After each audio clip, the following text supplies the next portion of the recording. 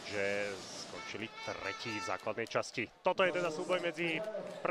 a 8. celkom dlhodobej fázy a Patrioti vyhrali rozskok, ako prvý teda budú útočiť. No sme zvedaví, či znovu to bude nejaký obrovitánsky nástrel okolo 100 bodov, alebo možno tých bodov dnes až tak veľa nepopadá, ale prvý útok vychádza Karlovi Gamblovi. Napokon to nedvihol, Gamble môže, ale netrafil ešte Bojanovský na doskoku, ale výborná práca podaní Turnera, iba že je tu strata. Wilcox chcel nepríjemniť Bojanovskému život, ale to bolo len také platonické, pretože Bojanovský si bez problémov prišiel pre 2 body. To sú práve tie rýchle útoky.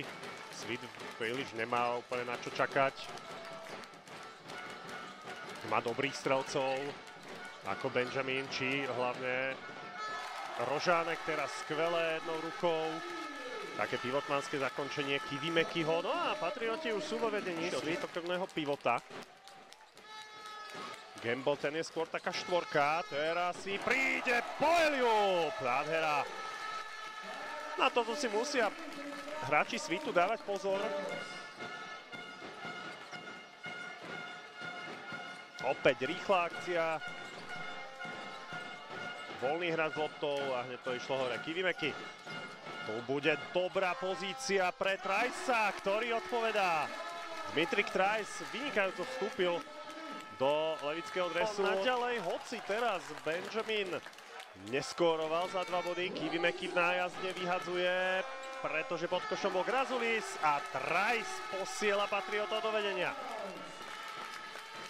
Väčšinu duelu zatiaľ vyhrávali hostia, teraz ale zbytočná strata, toho sa musia vyvarovať hráči Svitu, pretože Trajs to potrestal a vďaka jeho 5 bodom Levice vedú 31-28. Čo Grazulis, jeho točky, krátka strela, no vrátil sa Bojanovský, to nie je dobré znamenie pre Svit. Bojanovský na Pavloviča, Trajsova trojka, opäť to padá.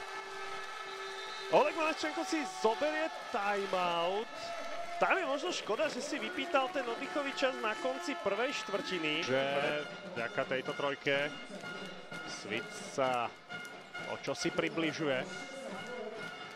Ale stále obrovský rozdiel. Trajs ide s Gamblom kombinovať. Krásne sa doroloval Karl Gamble do koša. 15-bodové vedenie. Zblokovaná trojka Wilcoxa, Abraham na Pavloviča, ktorý výborne pracoval v obrane. Krajčovič nevypálil, Trajs, už sa to trošku spomaluje. Pavlovič a David Abraham vystrelí za 3 body presne.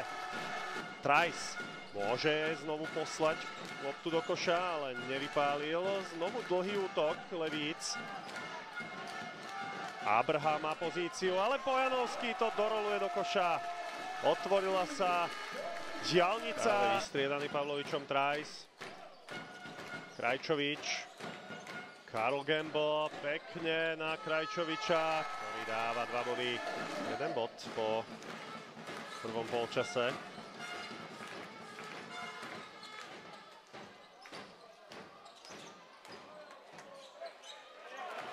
Fixové 2 body, predsa len jednu akciu Svit bude chcieť zahrať a potom už asi bude hotovo. Harabin nestratil loptu pod košom, Miškovič, ale zablokovaný Krajčovičom. Tak je to koniec tohto súboja. Levice splnili úlohu papierového favorita a bez straty zápasu zdolávajú Svit.